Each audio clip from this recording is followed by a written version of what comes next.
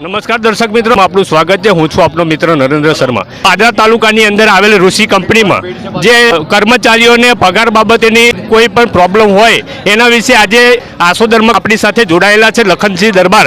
એમની સાથે સીધા જ વાત કરીશું। શું છે લખનસિંહ આપ?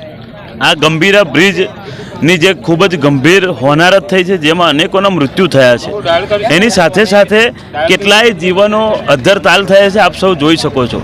આણંદ જિલ્લામાંથી જે તે સમયે ગંભીરા બ્રિજ ચાલુ હતો એ સમયે આણંદ જિલ્લામાંથી ખૂબ જ મોટી સંખ્યામાં, એ પછી બોરસદ તાલુકો હોય, આકલાવ તાલુકો હોય, અનેકો તાલુકામાંથી લોકો પાદરા અનેકો કંપનીમાં નોકરી કરવા માટે જતા હતા। અને જે સમયે ખૂબ જ ઓછું પેટ્રોલ વપરાતું હતું, કારણ કે અંતર ખૂબ ઓછું હતું અને અડધો કલાક જવાનું અને અડધો કલાક આવવાનું થતું હતો। ત્યારે આ ગંભીરા બ્રિજ જે તૂટ્યો છે, આ પાપી અધિકારીઓના કારણે તૂટ્યો છે, ચોર અધિકારીઓના કારણે તૂટ્યો છે, સરકારના ભ્રષ્ટાચારના કારણે તૂટ્યો છે। એના લીધે આજે આ તમામ યુવાન યુવતીઓએ નોકરી કરવા માટે જવું હોય તો ખૂબ જ લાંબુ અંતર કાપીને પાદરા તાલુકામાં જવું પડે। લગભગ 50 કિલોમીટર ઉપરનું અંતર થાય અને અંતર કાપવા માટે 2.5 થી 3 કલાક જવાના અને 2.5 થી 3 કલાક આવવાના થાય। એટલે આ લોકોની નોકરી 8 કલાકની હોય તો એની જગ્યાએ સીધી 14 કલાકની નોકરી થઈ જાય। તો 14 કલાક પોતાના જીવનના આપે અને એના પછી પોતાના ઘર પરિવાર માટે ખૂબ જ નાનકડો સમય વિતાવી શકે, ઊંઘવા માટે ખૂબ જ નાનકડો સમય વિતાવી શકે। અને આ તમામ કર્મચારી 14 કલાક આપ્યા છતાં એ લોકોને પગાર વધારો ના મળે, ભથ્થું ના મળે, કશું જ ના મળે, તો પછી સરકારે વિચારવું જોઈએ કે સરકારના પાપે આ બધું થયું છે।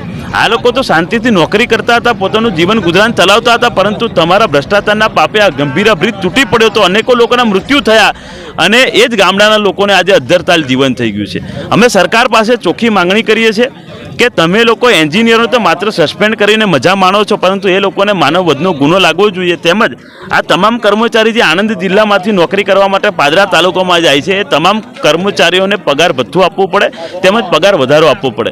જો નહીં આપવામાં આવે તો 48 કલાક પછી કોલ આપ્યો છે કે આણંદ જિલ્લામાંથી જતા હજારોની સંખ્યામાં યુવાન યુવતીઓ આસોદર ખાતે ભેગા થશે, ધરના પ્રદર્શન કરશે।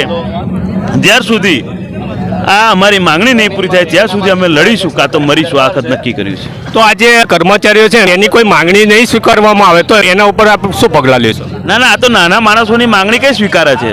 2022માં લખન દરબારે કીધું હતું કે આ બ્રિજ તૂટી પડશે, પરંતુ મારી વાતને કોઈ માન્ય ના રાખી એના કારણે અનેકો લોકોના મૃત્યુ થયા છે। હજુ પણ સરકાર સુધરવા નથી માગી તો 48 કલાક પછી ખબર પાડી દઈશું કે ગામડાઓનો પાવર હોય છે। અમારા ગામડાના લોકોને આ બધા ઘેટા બકરા સમજતા હોય ને તો 48 કલાક પછી ઇતિહાસ રચીશું ને ગામડાઓનો પાવર શું હોય છે એ ખબર પાડી દઈશું આ વખત। ધન્યવાદ।